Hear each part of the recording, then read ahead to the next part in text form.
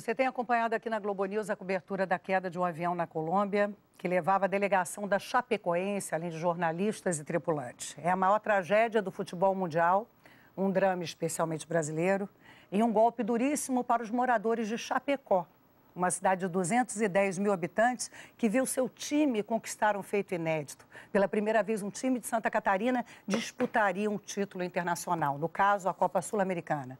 Era uma equipe que ostentava as cores da cidade e que ganhou a simpatia dos brasileiros por se tornar um Davi, digamos assim, em meio a tantos Golias. Um time pequeno que chegou lá. E em meio a esse choque da morte de mais de 70 pessoas, uma notícia emocionou o mundo. Inacreditavelmente, mesmo com a violência da queda, com as imagens dos destroços, houve sobreviventes. São 6 pessoas com vida, 3 jogadores, o Alan Ruschel, o goleiro reserva Jackson Follmann e o zagueiro Neto, além do jornalista Rafael Hensel e dos tripulantes Ximena Soares e Erwin Tumiri. O goleiro Danilo, um grande herói dessa campanha da Chapecoense, fez uma defesa inacreditável no jogo, na semifinal contra o São Lourenço, chegou a ser resgatado com vida, mas morreu no hospital. Fazendo aqui uma retrospectiva, a delegação da Chapecoense saiu do aeroporto de Guarulhos, em São Paulo, num voo comercial em direção a Santa Cruz de la Sierra, na Bolívia. De lá, pegou um avião fretado da companhia boliviana La Mia, com destino a Medellín. Havia pelo menos 77 pessoas a bordo, 68 passageiros e 9 tripulantes. Esses são números atualizados, já que nem todo mundo que estava na lista de passageiros embarcou. 4 pessoas, mais precisamente, estavam nessa lista, mas não chegaram a embarcar, incluindo aí o prefeito da cidade. A aeronave perdeu contato com a torre de controle por volta das 10h15 da noite, no horário local, 1h15 da madrugada, pelo horário de Brasil, entre La Serra e Aberroral. A queda foi numa região montanhosa, a apenas 30 quilômetros do aeroporto José Maria Córdova, em Rio Negro, perto de Medellín. Estou aqui com os nossos amigos Gustavo Cunha Mello, com Garamba, com Marcelo Lins, com o Doc, querido amigo Luiz Fernando Correia, todos muito tristes, evidentemente, pela tragédia que abateu aí uma cidade, abateu uma equipe, abateu dirigentes, abateu tripulantes e muitos colegas queridos do jornalismo aqui pra gente. Gustavo, a gente vê que, e sempre você repete, o Moacir também, que um acidente não é causado por uma única falha. Há de haver ali uma sucessão de falhas. E a gente tinha, nesse caso, alguns fatores complicadores, digamos assim. Era um clima muito ruim, estava à noite, né? Uma região bem montanhosa. Já é difícil pousar ali naquele aeroporto de Medellín sem maiores complicações. A gente tem uma informação que esse piloto fez um relato de emergência pouco antes da queda, pouco antes do choque. O que a gente pode aferir dessas informações que a gente tem até agora? Boa tarde. Bom, enfim, você tem toda a razão. Um acidente tem uma sucessão de falhas e um monte de fatores contribuintes para chegar ao efeito dominó que leva a um acidente, seja ele aéreo, seja ele de qualquer outra natureza. Nesse caso da Colômbia, Medellín é um aeroporto complexo, um aeroporto em serra, quer dizer, cercado de montanhas. É difícil chegar, você só tem uma aproximação e costuma ter tempo ruim. Não é uma novidade ali estar cercado de nuvens, não. E nuvens pesadas, né? Pesadas. Aí sempre o avião tem que fazer muitas manobras, né? Exatamente. Nuvens que têm uma dimensão que a gente nem consegue imaginar, né? E aí 16 quilômetros. E aí você soma isso ao fato de você ter um piloto que reportou, que declarou emergência e que reportou pane elétrica. Agora, a pane elétrica, ela pode ter uma série de naturezas. Ela pode ser uma pane elétrica que causasse incêndio a bordo, ela pode ser por uma falha de equipamento, e aí nunca é um equipamento, né? No avião você tem redundância de equipamentos, uma série de equipamentos deveriam ter falhado para acontecer isso. E chama a atenção que no caso desse avião especificamente, a gente tem 4 motores. Exatamente. A gente sabe que um avião, mesmo que falhassem, digamos, 2 motores, 2 turbinas, Exatamente. Esse avião ainda conseguiria voar em segurança, por causa justamente dessa redundância de equipamento. A outra questão é, a falha elétrica, a perda de energia elétrica no avião, além de causar, o que que ela causa? A dificuldade de navegar o avião, quer dizer, o sujeito perde os sensores, perde a noção de onde ele está, perde a navegação. A outra questão aí é o que pode ter causado a falha de energia, a perda de eletricidade? Perda de combustível. Se eu não tenho combustível no motor, o motor é o gerador de energia do avião. Eu tenho no limite, se eu perdesse todas as 4 turbinas, eu teria ainda um quinto elemento que pegaria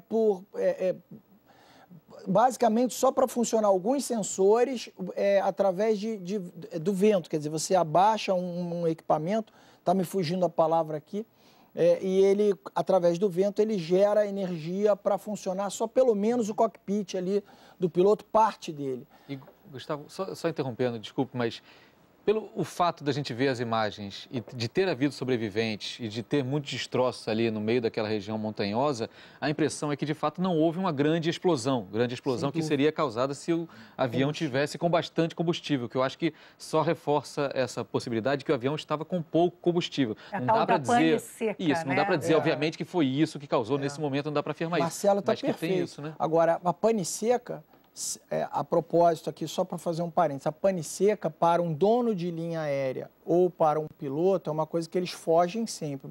Primeiro porque é um erro básico. Você deixou de botar quantidade de combustível dentro do avião, né? É um erro grosseiro. E o segundo aspecto é que o seguro não indeniza.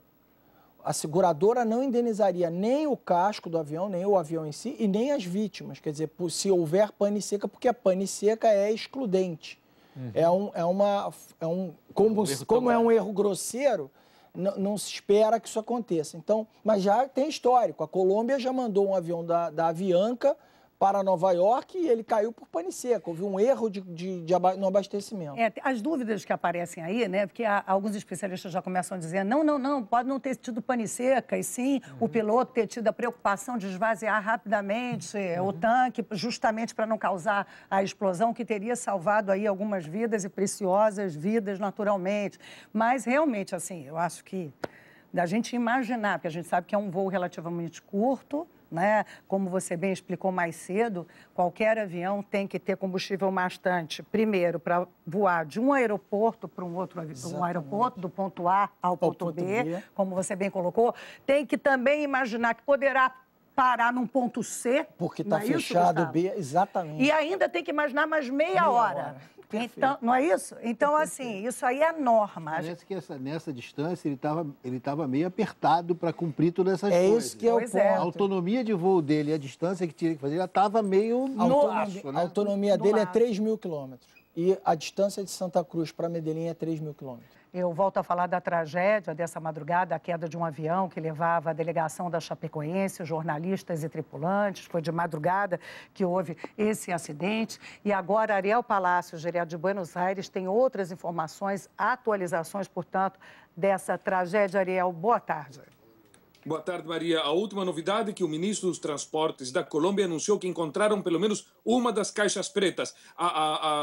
Os trabalhos de resgate, a procura no meio dos restos do avião foi muito complicada desde esta madrugada. É preciso destacar que os restos do avião estavam espalhados em um raio de 100 metros e o lugar do acidente está a 17 quilômetros da estrada principal e as equipes de resgate tiveram que caminhar quase meia hora em uma ladeira com uma inclinação de quase 80 graus, Maria. Por isso foi grande, foi significativa a dificuldade para o resgate das pessoas e também para poder encontrar a caixa preta. Ariel, eu tenho outras perguntas para fazer para você. Fica aqui comigo, mas eu vou aqui passar a palavra para o nosso especialista em gerenciamento de crise e de acidentes, o Gustavo. O Gustavo, no caso, que bom, encontraram uma das caixas pretas, aparentemente. Que tipo de informações a gente tem numa caixa preta? Bom, você tem duas caixas, é um par de caixas pretas.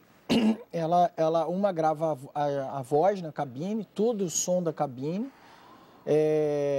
Antigamente era na última meia hora, hoje em dia já tem caixa preta aí que grava todo o voo, 2 horas de voo e tal.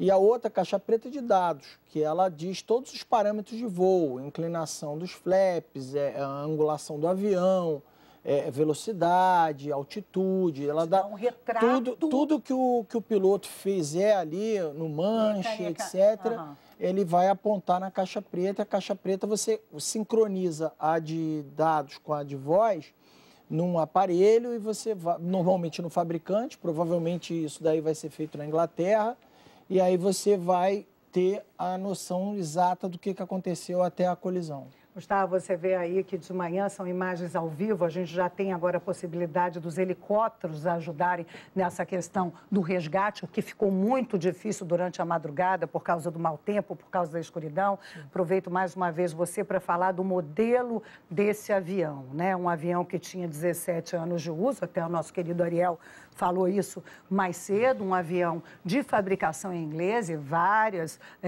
representantes dessa fábrica já estão a caminho da Colômbia para prestar os devidos esclarecimentos. E assim, foram 13 acidentes na história, digamos assim, com esse modelo que até parou de ser fabricado, mas não porque havia algum problema, né? Porque consumia muito combustível. Exatamente isso. O que a gente pode... É muito dizer que já foram 13 acidentes? Precisa para a gente, contextualiza um pouco a história aí desse... Bom, 13 acidentes numa frota de menos de 400 aviões é alto. Tá. É um índice alto de acidentes que teria que ser investigado, cada um deles, e tentar traçar aí uma curva do porquê que acontece isso.